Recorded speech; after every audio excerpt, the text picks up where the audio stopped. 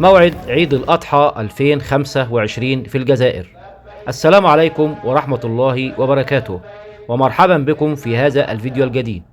اليوم سنتعرف على موعد عيد الأضحى وكذلك موعد وقفة عرفات 2025 في الجزائر.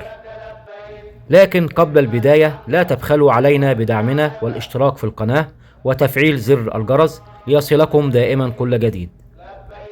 بدأ العد التنازلي لعيد الأضحى المبارك ووقفة عرفات 2025، ووفقا للحسابات الفلكية فإن يوم الأربعاء الموافق 28 مايو 2025 ميلاديا أول أيام شهر ذي الحجة لعام 1446 هجريا.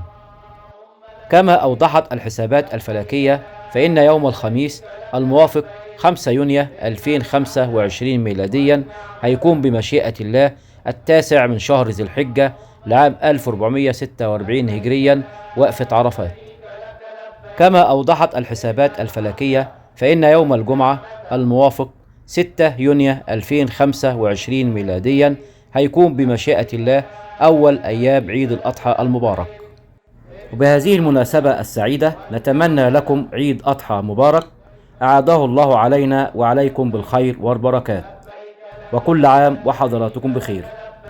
لبيك اللهم لبيك، لبيك لا شريك لك لبيك، إن الحمد والنعمة لك والملك لا شريك لك.